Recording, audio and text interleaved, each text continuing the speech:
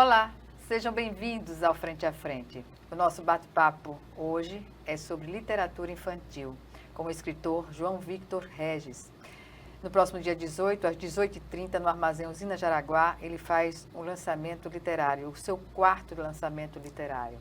Desta vez, do livro intitulado Bumbá, o boizinho que adorava dançar. Pois bem, João, é um prazer tê-lo novamente aqui no Frente a Frente e eu começo conversando com você sobre essa iniciativa. Você é tão jovem, já está no quarto livro, lançando o quarto livro. O que levou, mais uma vez, você tratar de literatura infantil, além de trabalhar, não é, com teatro e também com projetos sociais? Na realidade, inicialmente, eu quero dizer que a alegria, a satisfação é minha de estar aqui com você mais uma vez, né? De estar no Frente a Frente. Já estive aqui com outro papel, né? Na outra ocasião eu estava aqui como ator, como diretor, falando de um espetáculo de teatro. E hoje estou aqui com essa outra roupagem da minha vida, que para mim é uma das mais bonitas, né? De escritor, porque eu gosto muito de escrever. Na realidade, desde muito pequeno eu fui apresentado à arte e a todas as formas como ela se apresenta para nós. E fui me apaixonando pelo teatro, pela literatura, enfim. Então, já muito pequeno, eu queria escrever. Ainda quando eu não sabia ler nem escrever, eu criava histórias e minha mãe as colocava no papel para mim. Então, sendo cercado por livros, crescendo na realidade, arrodeado de livros, né, e tendo esse exemplo da minha mãe, do meu pai, dos meus avós, né, minha avó também escrevia, meu avô lê demais, então é um ambiente sempre que sugere totalmente as crianças a tomarem também essa iniciativa. Exatamente, né? Eu fui uma vítima, uma boa vítima desse cenário, né? Então, desde muito pequeno eu fui estimulado a isso, eu fui incentivado a isso e sonhava em publicar livros, sonhava em ver o meu livro, as histórias que eu criava ali no papel impressas. Então, aos 12 anos de idade, eu publiquei o meu primeiro livro, Voe com Responsabilidade. Pois é, tá ele aqui. Vou mostrar para vocês. É antiguinho. Tão jovem, com que idade você tinha? Eu escrevi com 10 e publiquei com 12. Com 10 anos você... 10 anos eu escrevi esse livro. Ele é uma fábula, na realidade, ele conta a história de um pica-pau. E aí são várias pequenas histórias que giram em torno dele. Então, escrevi aos 10 e publiquei aos 12 anos de idade. E aí foi um grande lançamento, não me esqueço nunca, foi no dia 17 de novembro, no Museu Tel Brandão. Cheio de fitas, cheio de cores e cheio de pessoas que estavam lá para contemplar, né, esse feito que para mim era muito importante à época e continua sendo. Segundo livro, A Coroa do Pequeno Imperador. A Coroa do Pequeno Imperador veio logo depois, eu tinha 15 anos quando publiquei, esse eu publiquei numa Bienal do Livro. À época eu fui o escritor mais jovem da Bienal e aí foi bem legal ter tido essa experiência. E aí esse livro, na realidade, eu sempre gostei muito de história também, né? E aí me encantava, de uma outra forma, a história de Dom Pedro II, né? Porque... E agora? Acontece. Coisas da tecnologia, né? Que vão. E aí, eu gostava muito de história, então, das aulas de história, da disciplina de história, né, na realidade. E me encantava de uma outra forma essa história de Dom Pedro II, que aos 5 anos de idade precisou assumir o Brasil. Mas eu não pensava nessa perspectiva política, em tudo que acontecia à época. Eu pensava numa criança de 5 anos de idade que tinha esse título de imperador, né? Então, o que era ser imperador para essa criança de 5 anos e que depois foi caminhando já neste lugar de muitas responsabilidades. Então, criei essa história que é livremente inspirada no Dom Pedro II, e aí eu criei o Donzinho, que é um imperadorzinho, né, um imperador criança, que apesar de carregar uma coroa na cabeça, né, ele gosta de brincar. E aí, logo depois do Donzinho, aos 17 anos, veio o último livro até então. Onde está a outra parte da lua? Onde está a outra parte da lua. E aí é a história do Chico. O Chico, na realidade, se parece muito comigo, não só nas características, né? O Chico, ele é um menino pretinho, do cabelo cacheado, do cabelo crespo pra cima, assim como eu, assim como a criança que um dia eu fui também, porque essas características, porque eu entendia, né, já naquela época a importância da representatividade, porque quando eu era criança eu não me via representado nas páginas dos livros, fisicamente, né, fenotipicamente, enfim.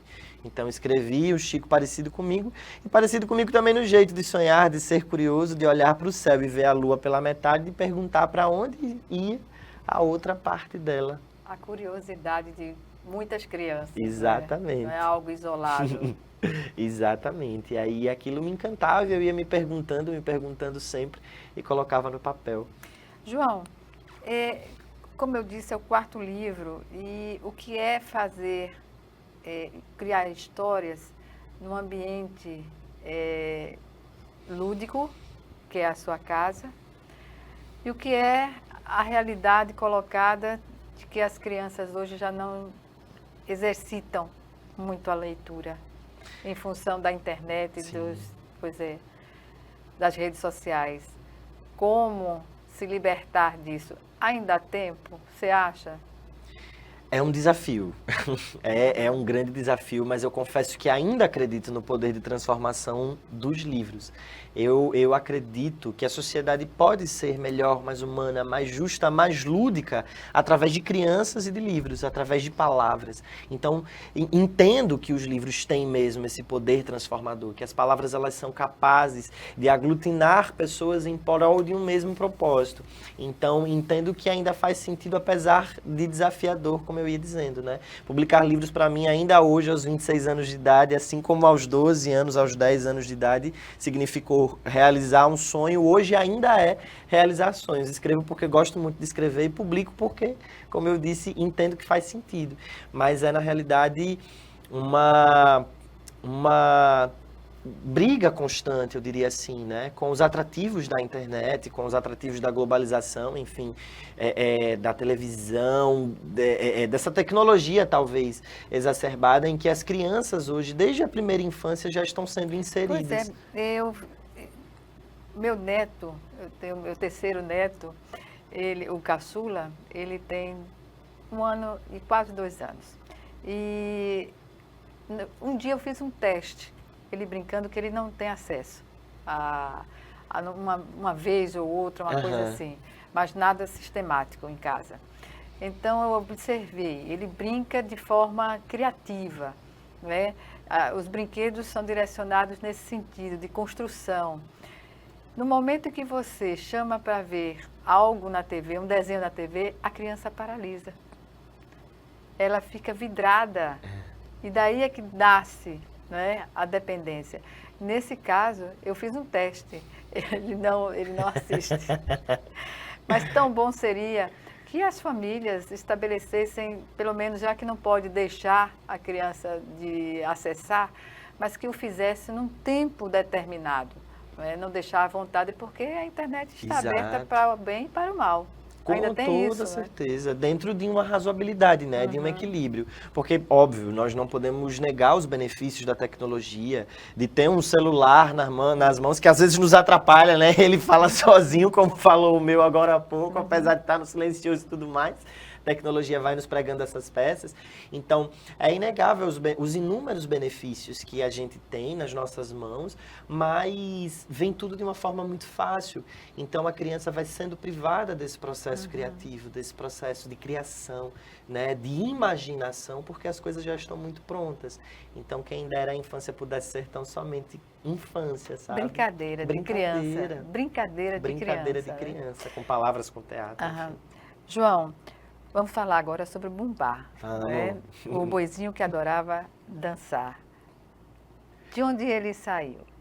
Bumbá é o 4º livro dessa minha empreitada de vida, desse meu ofício por vocação, por sonho, por realização. Depois de muito tempo, né, sem escrever nada, passei algum tempo sem escrever e aí retorno ao cenário literário com o Bumbá, um boizinho que adorava dançar. E é uma mistura de coisas. Eu cresci, como eu ia dizendo, como eu disse, né, cercado por todos esses signos culturais e também, inevitavelmente, pela cultura popular de Alagoas. Então, cresci embalado pelas fitas do guerreiro, pelo baião, pelo balanço das taeiras, das pastorinhas do pastorio, de todas essas coisas e também do Bumba Meu Boi. Na minha rua, independentemente de ser carnaval ou não, em algumas tardes o boi ia lá dançar. E era um boi enorme, lindo de ver. É um espetáculo lindo, colorido, maravilhoso. Belíssimo, que todas as pessoas deveriam se interessar de prestigiarem, né? Essa demonstração e essa intervenção cultural que é tão nossa, tão própria. Então, a mim já me encantava desde sempre. E aí, quando surgiu essa perspectiva de escrever uma nova história infantil, eu decidi que precisava ser sobre o Bumba Meu Boi. E não só nesse lugar de falar sobre a cultura popular, mas de trazer outros temas também que precisam, desde cedo, serem apresentados à infância de uma forma lúdica e de uma forma sensível. Então, o Bumbá, na realidade, ele é um boizinho comum, um boizinho preto, né? Que é a cor se padrão. difere, a cor padrão, né? Que se difere dos outros animais da fazenda que exercem o seu ofício. As galinhas chocam seus ovos, os patos nadam na lagoa, os cavalos, eles andam ali com atração e tudo mais, mas o Bumbá, ele gostava de dançar. E os outros animais não entendiam essa vocação e essa aptidão para a dança que ele tinha. Então, ele sofria, ele chorava e tudo mais, até que ele resolve ir para a cidade e se descobre ali no carnaval. Ele encontra dois amigos, né, dois amigos humanos, o Mateu e a Catarina fazendo também menção, né, às figuras que a gente tem populares aí, o Mateu e a Catarina. Então, a gente faz essa brincadeira, eu faço essa brincadeira no livro também.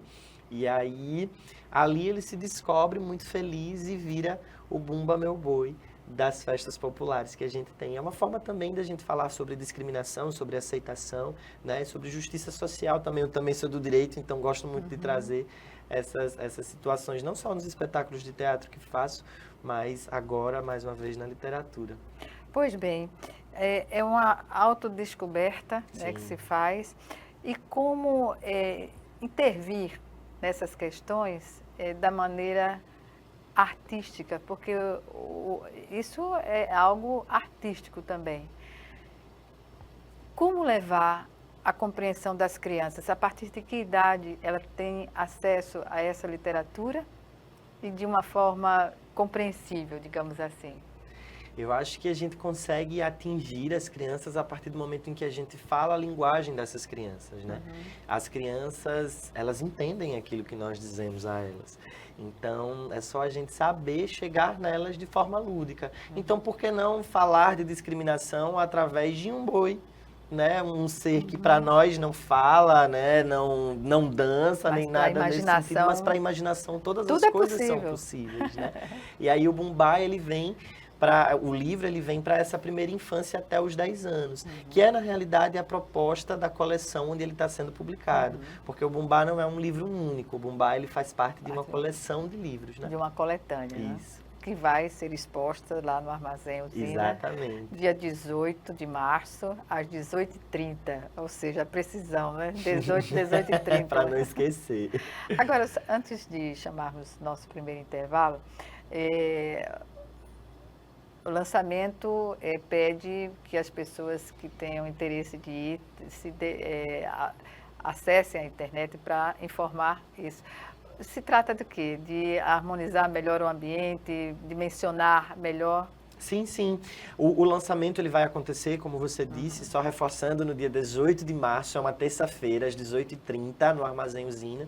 Então, a editora matriz, pede para que os convidados eles façam essa inscrição tão somente para facilitar a entrada e que tenham prioridade nesse momento da entrada. Outras pessoas que, porventura, acabarem se esquecendo de se inscreverem, vão entrar, mas sem essa prioridade das pessoas que vão estar nessa lista de presença, para dar mais organização e praticidade, né? Dinamismo ao que está acontecendo ali. Perfeito.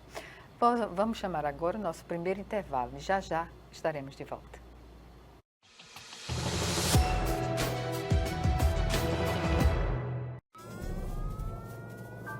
Há mais de 40 anos, um grupo de médicos criou uma organização de emergência médico-humanitária capaz de oferecer ajuda às pessoas em meio a desastres naturais, epidemias ou guerras, atendendo os mais necessitados sem se importar com raça, religião ou ideologia. Hoje, Médicos Sem Fronteiras envia equipes totalmente preparadas para responder a emergências por todo o mundo. Nossos profissionais são financiados por pessoas como você e eu. Conheça-nos, participe, apoie, porque juntos chegamos mais longe.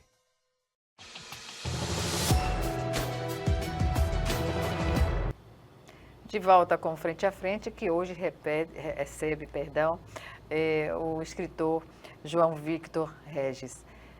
João, lá no lançamento na usina Jaraguá, vocês vão elaborar programações também com as crianças que estarão lá? A festa, o evento, na realidade, vai ser uma grande festa literária, porque se trata da estreia da editora matriz aqui no nosso cenário literário em alagoano, né? O livro, como eu disse no bloco anterior, faz parte de uma coleção de livros, que é a coleção Caralâmpia, proposta pela editora matriz, uma coleção belíssima, que tem outros 25 livros escritos por 22 autores e artistas aqui da nossa terra. Então vai ser uma grande intervenção cultural, né, literária, voltada sobretudo para as crianças, né? Que é o público-alvo dessa coleção. Além da Bienal, é importante a gente ter assim, lançamentos em bloco, como está sendo feita pela editora. Sem dúvidas. A editora é de Alagoas? É sim, a editora matriz é aqui de Alagoas, está chegando e já com uma coragem muito grande de publicar para crianças nesse cenário, né? Acreditando também nesse poder de transformação e de construção de uma sociedade melhor e mais justa através das palavras. Eu estou vendo aqui, em nível de informação, que não só as temáticas alagoanas e nordestinas têm o espaço, né, franqueado, como também a ilustração desses livros é feita por artistas locais, autores locais. Exatamente. A editora matriz está muito preocupada em mostrar a cultura da nossa terra e em enaltecer todos os artistas e profissionais extremamente qualificados que temos aqui. A editora ela é gerida pelo Fernando e pela Patrícia, que são grandes nomes do mercado editorial também e que vêm com essa coragem mesmo de publicar livros para crianças, que é a principal proposta da editora. E eles já chegam com 25 livros infantis. É impactante. É impactante. E chama as famílias para levarem as crianças, né?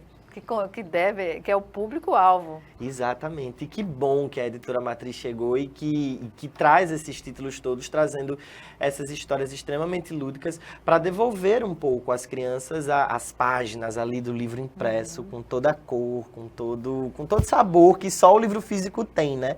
E o trabalho dos ilustradores, inclusive, como você disse, tem sido lindíssimo. O meu Bumbá, particularmente, está maravilhoso. Quem me ilustrou foi o Bruno Clériston e ele fez um trabalho impecável. Quando eu vi, eu confesso que fiquei extremamente emocionado. Tão bom. Muito bom. É um sentimento maravilhoso.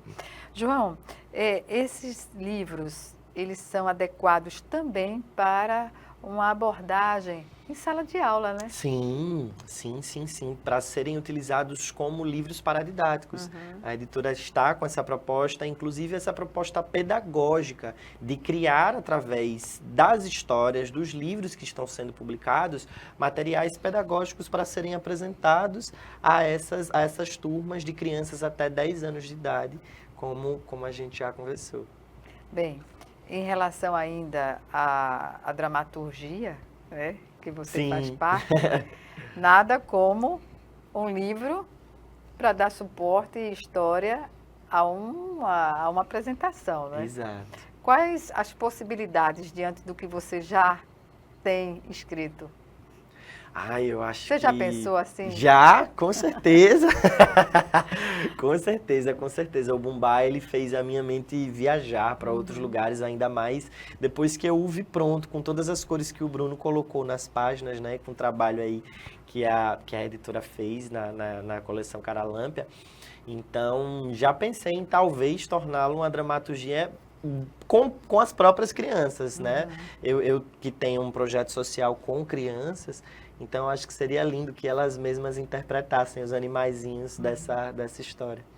Pois é uma oportunidade que se dá às crianças de terem acesso à nossa história. Sim. É aquilo que representa os nordestinos, por exemplo. É por aí? É por aí, com certeza. E fazer com que elas tenham acesso, né, a essa cultura, né, que é nossa, que está ali, que está posta para nós. Então, para que elas conheçam aquilo que é delas e que se apropriem desses espaços, desses lugares e de toda essa cultura, porque a cultura ela deve ser na realidade uma herança que é passada de pai para filho, de filho, enfim, avô para neto, de amigo para amigo. Então, para que essas crianças, quando elas cresçam cientes daquilo que a sua terra produz, que os seus ancestrais produziram.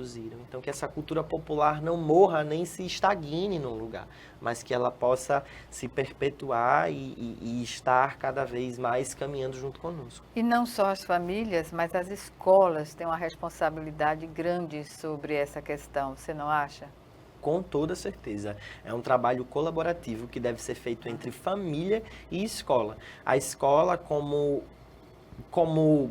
educadora, né, como espaço de acolhimento e de educação, deve chegar e assumir essa responsabilidade de trazer a literatura, mas de mais do que trazer a literatura, de trazer a literatura regional, a literatura que fale de Alagoas, que fale do Nordeste, que fale dos nossos signos, dos nossos espaços, dos nossos museus, enfim, da nossa terra como um todo, assumindo essa responsabilidade de construir a infância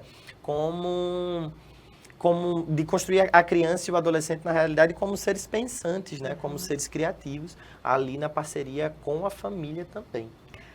A denominação Caralâmpia remete a algo já relacionado a nós alagoanos, né? Pode ser. Com toda certeza. A Caralâmpia era um apelido de Nise da Silveira. Na realidade, a coleção Caralâmpia, que reúne esses 25 livros de grandes autores e artistas aqui de Alagoas, né, publicada pela editora Matriz, vem homenagear Nise da Silveira e também Graciliano Ramos. Nise da Silveira foi apelidada de Caralâmpia pelo seu pai. Por quê? O que significa o Caralâmpia? Ele era professor, o pai da Nise da Silveira, ele era professor. Então ela, muito curiosa, mexendo ali nos documentos dele, nas provas que ele corrigia, viu que ele estava para reprovar um de seus alunos, chamado José Caralâmpio. Então ela, achando muito bonito o nome daquele aluno, José Caralâmpio, pediu por tudo que o pai dela não o reprovasse alguém que tinha um nome tão bonito como aquele.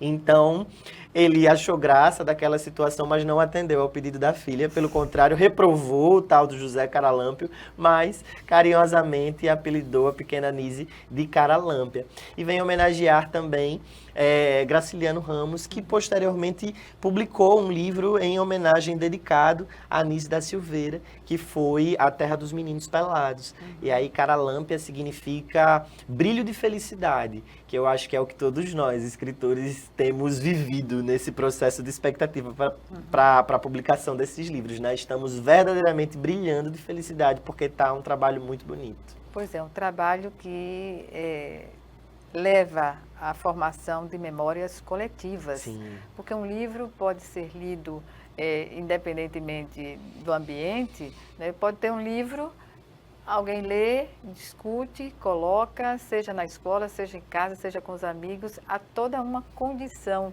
para se fazer assim. É um espaço que deixa de ser meu para que se torne nosso. Uma história que deixa de ser minha para que se torne nossa. Memórias que passam a ser coletivas e de um povo como um todo. Por isso que eu ainda acredito e insisto na publicação de livros e ainda mais na publicação de livros para crianças. Por isso que eu acho que vale a pena travar essa guerra, sabe, com a tecnologia e insistir mesmo nesse poder de transformação, como eu venho insistindo e falando muito aqui, através dos livros, né? Mas fazer arte para a criança é mais raro do que o que a gente tem de mais na literatura, né? Sim. Não é algo comum, há de se dizer assim. Elas são exigentes, né? As crianças, elas são exigentes. O imaginário, né, da criança é bem amplo. Exatamente, muito amplo. E aí nós, fazedores de arte, de cultura, de uma forma geral, enfim, precisamos ter ainda mais imaginação e criatividade para fisgar essa atenção delas, né? Para poder trazê-las para nós. Porque os signos que estão postos para as crianças hoje são muito coloridos, muito cheios de cores. Então, aquilo que nem sempre está no convívio das crianças, como os livros, por exemplo, precisam ter histórias muito divertidas, muito coloridas, muito lúdicas, que prenda a atenção delas e que façam com que elas queiram estar ali. E consumam teatro, e consumam músicas, e consumam livros, enfim. Enfim, literatura é ponto pacífico para transformação. Pode-se entender assim?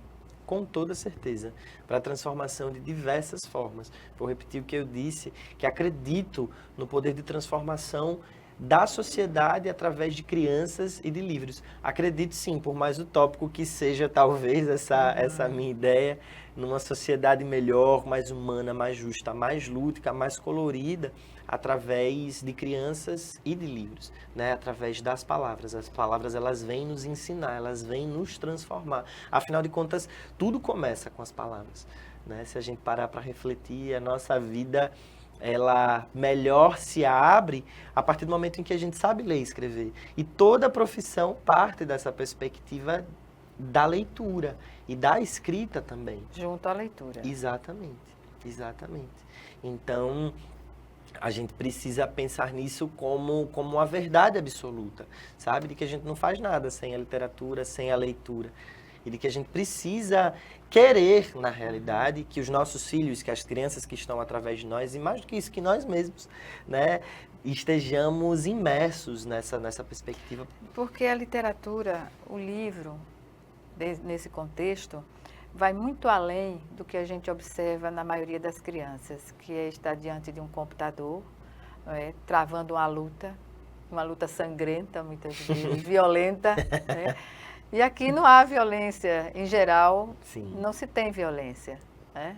É uma perspectiva de paz, de tranquilidade, de um universo imaginário da criança aí aberto para N possibilidades. Enfim, não tem como comparar. Com toda certeza, os livros, eles têm essa função social, né? Não só de divertir, mas de ensinar de alguma forma. E os livros infantis, eles têm muito essa característica de trazer por trás de suas histórias, de sua ludicidade, de suas cores, enfim, como temos conversado, algo educativo, algo para o qual as crianças possam se voltar, possam aprender, como o Bumbá, por exemplo, né? De respeitar as diferenças, de respeitar os sonhos dos outros, de seguir os seus próprios sonhos, de acreditar naquilo que você é capaz de fazer. Então, os livros, eles têm esse condão de nos ensinar aquilo que nós não sabemos e de nos relembrar aquilo que nós já sabemos, né? Aquilo que já é nosso, para que a gente perca o privilégio da ignorância, porque a ignorância é um privilégio para quem a tem, né? Então, oxalá todas as pessoas quisessem perder o privilégio da ignorância e serem cada vez mais detentoras de conhecimento. Pois bem. Vamos chamar agora o nosso segundo e último intervalo. E já estaremos de volta.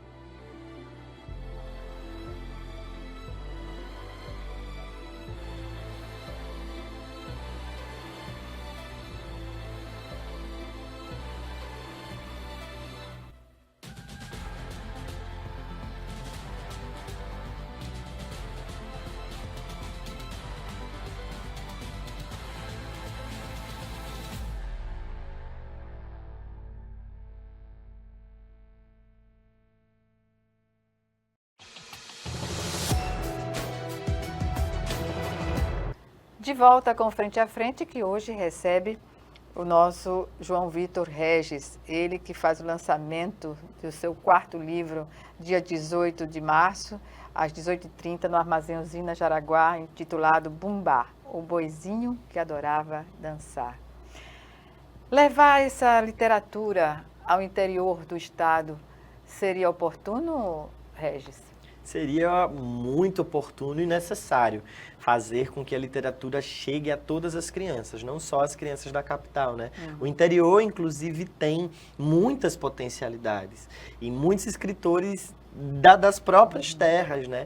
E a coleção Caralâmpia vem também trazendo esses espaços de Alagoas como um todo, do Nordeste como um todo.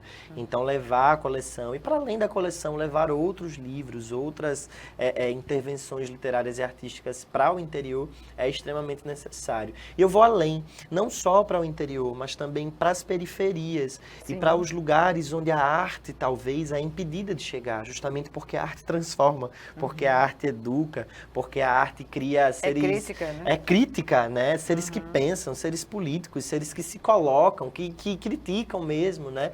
Que reivindicam direitos. Então, muitas vezes, a arte não chega a esses lugares, ou as pessoas não querem que ela chegue a esses lugares, então é extremamente necessário oportunizar a todas as crianças de igual modo e fazer valer aquilo que diz a Constituição, né? Me chama a atenção é o fato da regionalidade estar sendo utilizada, dando, né, nome e as figuras que fazem parte do nosso universo infantil, naturalmente, né?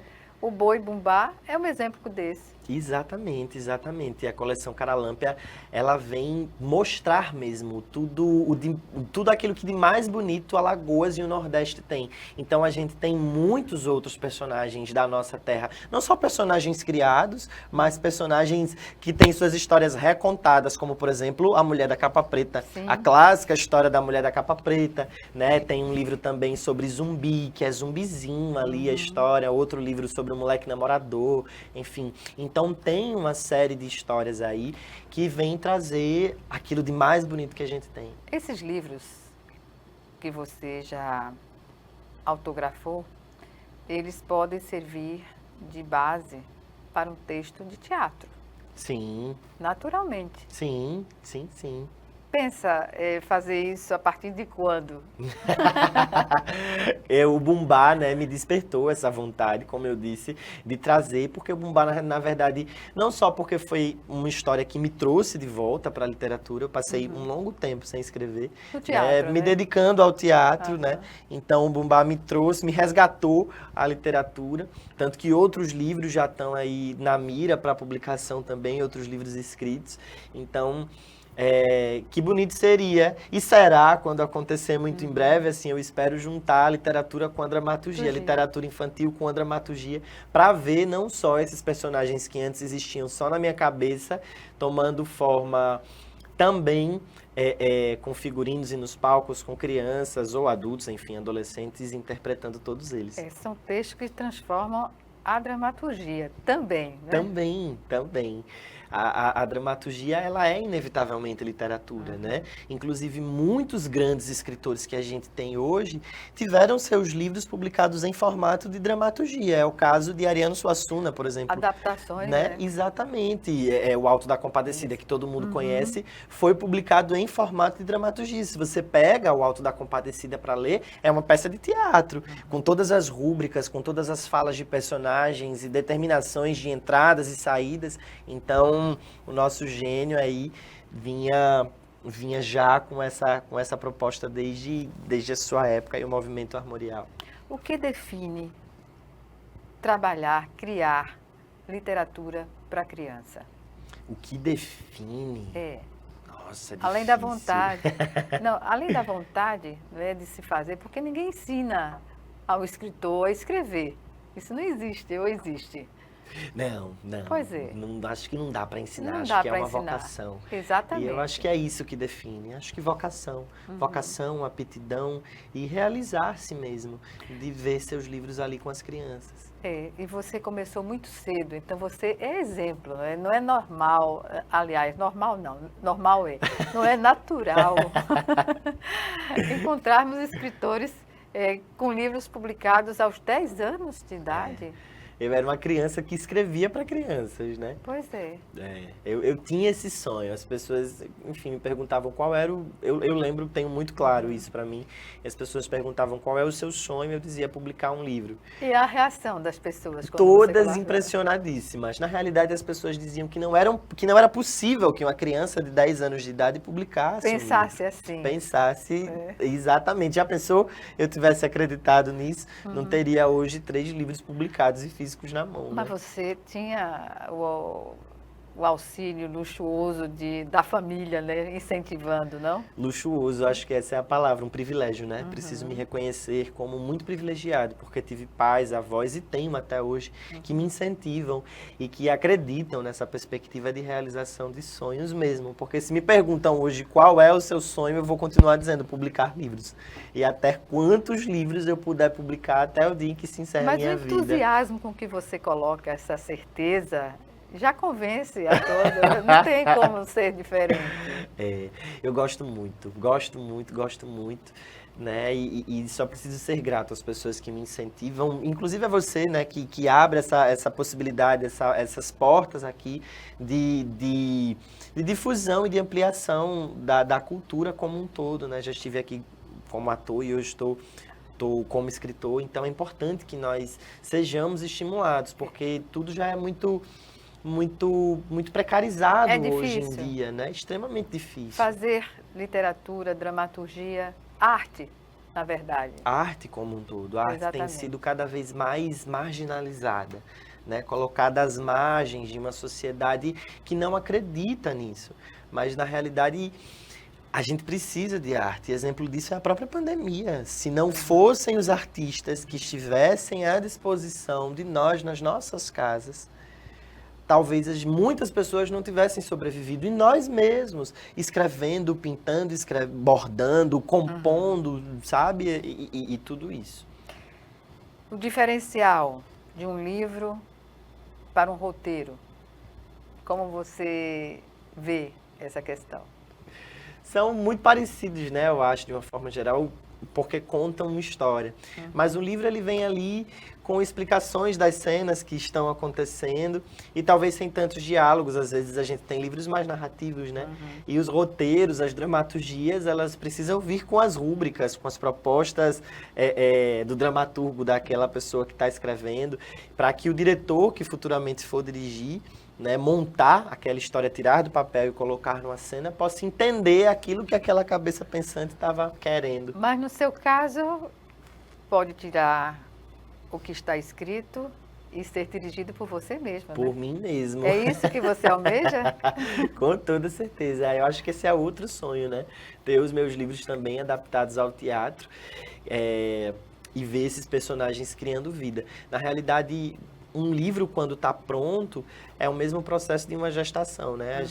E é uma emoção muito grande, quando antes o personagem ele estava só na descrição das palavras e ele toma forma através de traços e de rabiscos e de cores e de formas nos desenhos. Então, para todas as ilustrações dos meus livros, eu me emocionei muito quando vi as personagens prontas. Com Bumbá não foi diferente. E quando eu estou com os meus alunos e vejo a caracterização deles, eles caracterizados pela primeira vez, é da mesma forma uma emoção muito grande. Agora mesmo, lá no nosso projeto social, a gente está concluindo uma nova montagem e aí a gente tá fazendo uma adaptação de Pluft e o Fantasminha, um clássico da literatura brasileira de Maria Clara Machado. Então, os figurinos estão ficando prontos e cada vez que eu vejo um novo figurino, eu imagino que um dia Maria Clara Machado escreveu aquela personagem que hoje, tantos anos depois, está se concretizando mais uma vez, né? Uma história que é cíclica, sabe? E a literatura torna os escritores e essas histórias imortais. Isso é muito bonito, muito precioso, muito sensível de perceber. No Pluft, por exemplo, né, trazendo o Enfim para o teatro, hoje a gente está montando uma história de anos atrás, não sei de quando foi, mas em 2025 a gente está montando essa história. E quando eu digo que estou montando Pluft e o Fantasminha, eu já encontrei várias pessoas que disseram, eu já montei essa peça lá em 1900 e não sei quanto, eu interpretei tal personagem, eu fiz tal personagem, inclusive pessoas que estão no nosso processo de montagem aqui no projeto social, é muito bonito. Qual projeto social você está engajado? Projeto social Semente do Vale, Centro de Voluntariado Semente do Vale. Nós atendemos cerca de 100 crianças, adolescentes e jovens do Vale do Reginaldo, uma comunidade periférica aqui de Maceió, e oferecemos atividades diárias para essas crianças, não só o teatro. Lá eu sou responsável pelo teatro, professor voluntário de teatro, né? Voluntário. Voluntário de teatro.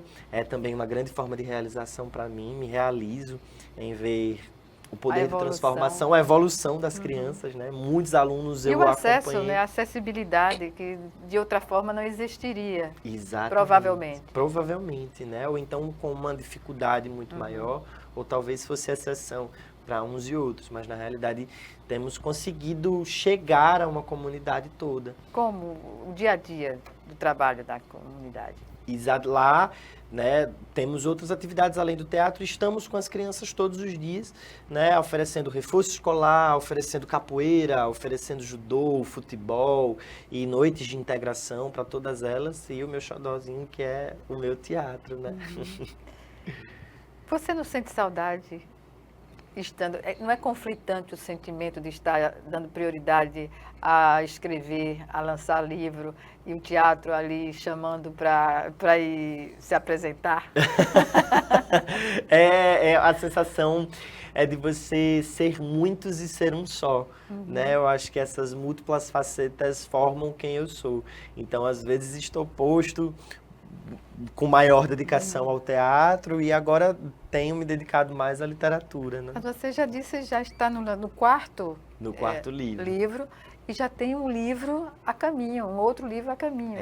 Alguns livros a caminho, tem outro livro, outro finalizado, outro infantil também, que envolve literatura popular. A gente está tentando iniciar esse processo de produção desse livro para que fique pronto. E tenho me aventurado em escrever para crianças que cresceram, para adultos, mergulhado aí no universo das crônicas. Sempre gostei muito de escrever crônicas, mas nunca tive a coragem necessária para publicá-las, porque é um outro público, né? Um outro público para o qual uma outra abordagem. Eu nunca estive tão inserido assim. Mas uma amiga muito querida minha, Leda Almeida, desde que eu era... Nossa amiga, que coisa boa, Leda maravilhosa, né? Eu costumo dizer... E preparada. Muitíssimo, inteligentíssima. Para fazer essa avaliação. Leda é um ser humano muito iluminado e eu costumo dizer que foi ela que me lançou as palavras, porque me dedicou um livro. Eu era um bebê, tem uma foto minha muito bebezinho no colo dela segurando um livro, que é As Gulodices nos Tempos da Pedra. E ela dedica esse livro e diz lá, o João Vitor, um amigo querido que amo desde que nasceu. Então, desde aquela época ela já teve essa intuição sensível. E aí quando eu comecei, eu era criança, e aí fui me tornando adolescente, quando publiquei o último livro, né, Onde Está a Outra Parte da Lua, ela disse, agora você precisa escrever para adultos também. Eu disse, eita, será que eu consigo? E aí demorei um tempo. Naquele momento? Naquele desafio, sim. Ou naquele tempo seria um desafio muito grande, sim. Acho que pela própria maturidade, né? Claro. Eu era um adolescente, então as minhas vivências... Inquieto, muito pensativo. Imerso ali em muitas angústias tão próprias, né? À idade. Mas hoje, com outra maturidade, posso perceber, inclusive, a literatura de uma outra maneira e com uma outra maturidade, com um outro olhar e com uma nova coragem. Uma nova coragem. Renovou, então tenho, né? Com certeza. Inclusive renovei essa vontade, né, de reescrever esses textos, enfim. Mas o teatro não está esquecido, não. Jamais. Não me imagino longe dos palcos, longe das crianças que fazem teatro. Semana passada, na sexta-feira, estava todo mundo nas prévias de carnaval e eu estava ensaiando o Pluft e o Fantasminha. Foi lá a minha prévia do carnaval, né? Com os pés no chão, texto na mão e crianças que estavam fazendo teatro. Alguma peça a caminho? Pluft e o Fantasminha. Para quando a previsão? É a próxima, a gente estreia em abril. Em abril a gente ainda não tem data por conta do teatro, a gente está definindo a pauta, mas já está aí nesse processo de negociação e estreia no finalzinho de abril. Muito bonito o espetáculo está ficando. João Victor, tudo que você possa fazer em literatura sempre vai dar certo. Que bom. Sempre vai dar certo porque você faz com amor. Sim. Está presente em todo momento que você fala de literatura, de teatro, enfim, de tudo que, resumidamente, a gente pode dizer arte. Sim. Obrigada mais uma vez por esse privilégio de conversar com você.